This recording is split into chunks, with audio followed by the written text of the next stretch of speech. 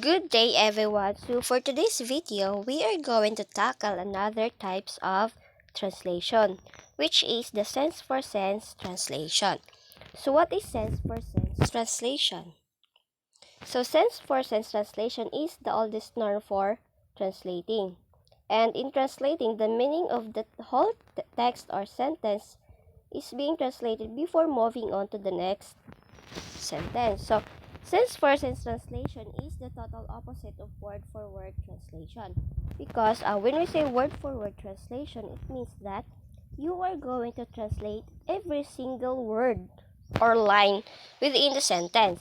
While the sense for sense translation is that you are only going to translate the meaning of that particular sentence. So, sense for sense translation means that you are going to translate first the whole sentence or the meaning of the whole sentence before moving on to the next sentence. So, it is important to convey the sense or the meaning of the text, and it should always be remembered that the actual meaning of the original text should remain.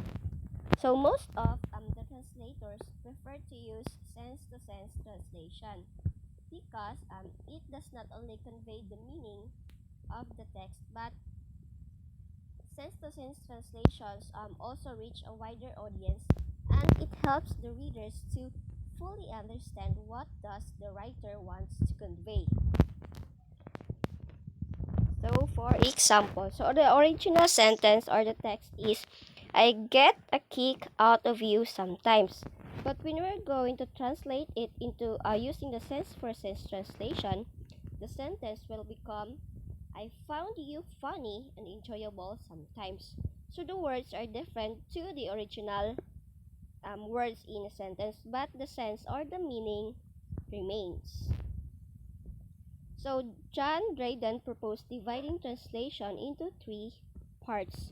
So these are the metaphrase, paraphrase, and imitation.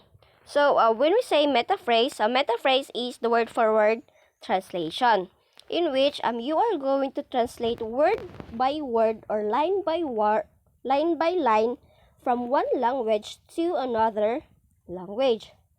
While the second one is paraphrase or the sense-to-sense translation, in which the message of the author is kept, but his words are not strictly followed, or the words are not the same to the original text, but the message remains. And last is imitation. So imitation is either a metaphrase or paraphrase, and in imitation the translator is free to choose whether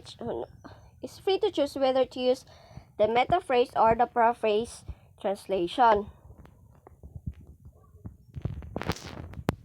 So in 1964, so Eugene Nida described translation as having two different types of equivalence. So this is the formal and the dynamic equivalence. So what is the formal equivalence? So formal equivalence is when there is focus on the message itself in both the form and the content. So formal equivalence is the message in the target language should always match to the message of the source language.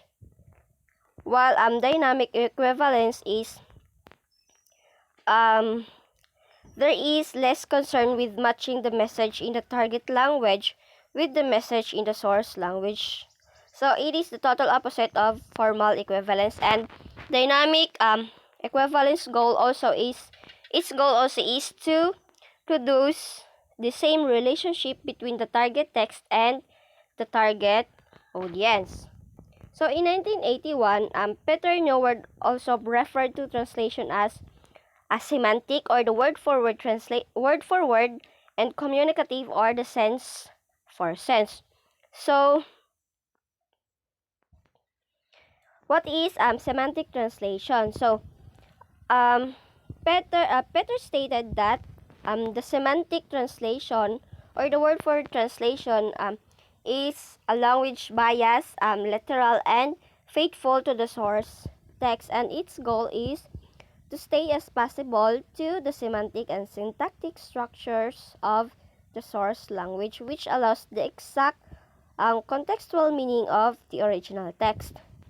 While the second translation, which is the communicative or the sense-to-sense translation, its goal is to produce an effect on the readers as close as possible to that as produced upon the readers of the original. So, communicative translation also, according to Peter, it is a target language bias, free and idiomatic.